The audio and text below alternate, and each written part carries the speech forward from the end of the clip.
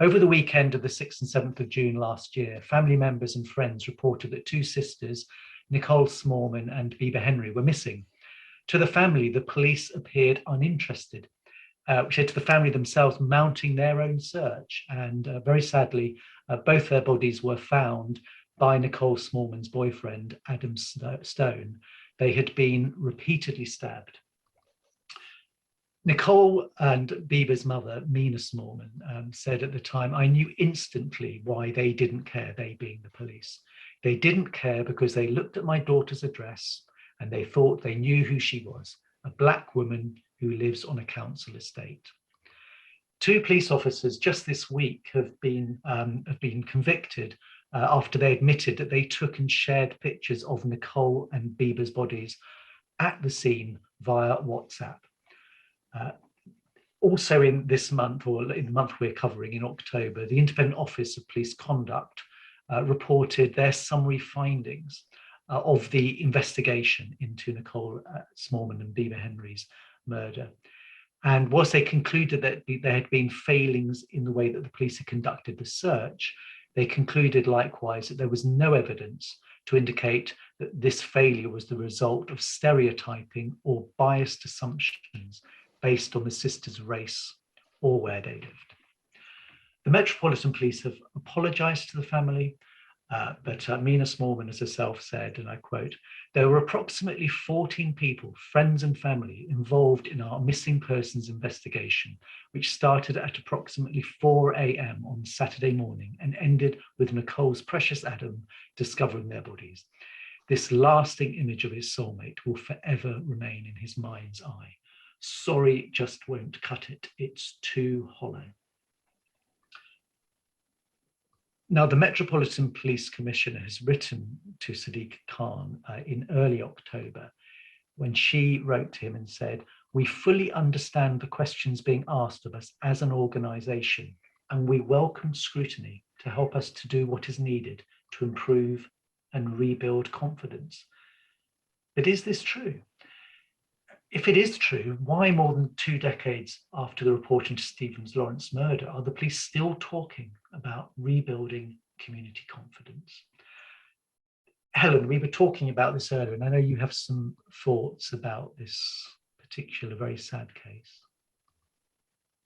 Yeah, so I want to start because there's various, I think, bits to the case itself, but the bit I suppose I'm going to focus on is the summary report by the IOPC, excuse me, into the missing persons inquiry, which, as you said, stated that they were failings. The failings they found were administrative and related to how. Sorry, Sarah. Sorry, Helen. Can I just interrupt for a second? There's a bit of tapping going on your end. I think there's maybe something rattling on your desk, but I don't want to put you off your train of thought there. Oh, okay. All right. Let me know. I'm sorry, I'm not sure what the tapping is, but let's see if we can all track it together. Let me know when I tap. The IOPC investigation was into how the missing person inquiry was conducted, because, as you point out, it was the family and friends and their search for which sadly discovered the two sisters' bodies. So the failings they found were administrative. They related to how the calls were handled from family and friends to report the women missing, that there wasn't sufficient oversight, and that there hadn't been communication with the family, that they had been told police resources were being deployed to investigate the girls being missing. They were in fact not being deployed until the following morning. Obviously, a key window was missed there in terms of looking for the sisters, and what then resulted in terms of the search the family and friends conducted, finding the bodies, and also into how some of the calls were handled, and the women being referred to as suspects by the police call handler. So there were some of the complaints. Now, so far, the IOPC investigation and its summary account is about the individuals involved and their conduct and the failings. And one of perhaps the key failings here in relation to missing inquiries is that when the family initially rang up and reported the women missing, that did not result in a missing person report and should have. but did not. But as you said, Richard, that the IOPC also considered that these were administrative issues and not to do with ethnicity and not to do with the geographic location of where the girls were based. It reminded me very much, Jo said earlier she had something that reminded her of her PhD. It reminded me very much of a PhD I started to apply for and then did not progress, about the case of Hannah Williams, which I would encourage people to look for if they're not aware of it. Hannah Williams was a 14-year-old girl whose body was discovered in Kent in an industrial estate. So her, this is going back 20 years now, she was a white, working class 14-year-old girl who, to cut a very long story short about her, there was no national media campaign, and at the time investigation into the police conduct of the missing inquiry found that there was misconduct over 3 officers that had conducted the initial inquiry, essentially about their slowness to act. And the key quotes I kind of remember from it was, you know, this was not a family that we could build a case around, we could have a press campaign around. They essentially were her body was found when they were actually looking for, sadly, another teenage girl who was missing at the time, called Daniel Jones. What I recall about this, and it's an opening line from the journalist Martin Bright's subsequent investigation into missing person cases, and into both the police inquiries and to the media coverage they generated. So he opened his journalist piece with this line: "There are certain rules in the missing person game. Don't be a boy, don't be working class, don't be black. As for persistent runaways, children in care, or teenagers with drug problems, forget it." So just stepping back from the specific failings in the Nicole Smallman and Bibaa Henry case, the scale of interest in some missing inquiries and that they generate, particularly in terms of press coverage, is overwhelming. And I think it kind of obscures from view all the other circumstances within which people go missing.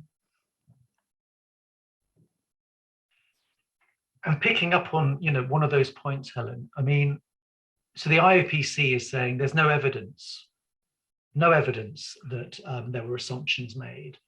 But as you, quoting from Martin Bright's article, I mean, obviously he's making a very clear statement there.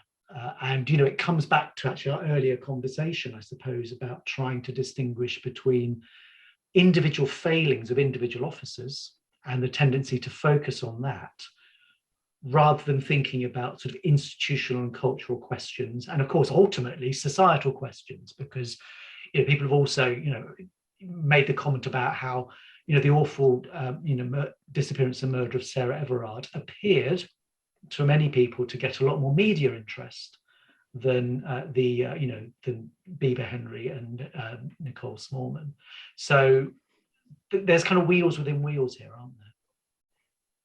Yeah, and it's something, you know, when the IOPC say there is no evidence, what they're referring to is that they looked at, you know, call logs, they looked at communication between officers over their walkie-talkies. Is that old-fashioned? Whatever the modern equivalent is of the walkie-talkie. And there was no evidence that the women were racially discriminated against, nor was there any evidence that their area was talked of between officers. So, you know, what they're talking about there is, as you say, is whether individuals were being discriminatory in the way they were conducting the investigation. And they, you know, they're not, you know, it's not about the kind of wider, as Jo says, the wider social processes that inform how, whether a case fits or doesn't fit in how we, you know, progress a missing person inquiry. I think there's differences. I would also say that IOPC investigation that has only given individual findings currently. There is a later point at which they will give their general findings, so we should be waiting for that too.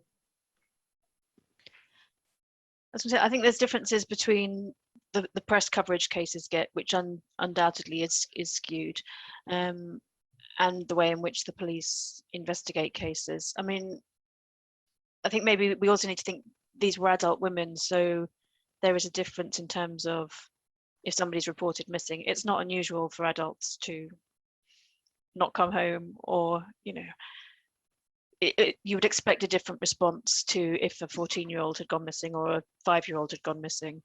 So, and I mean, of course, the family must be, it's just impossible to imagine what they've gone through.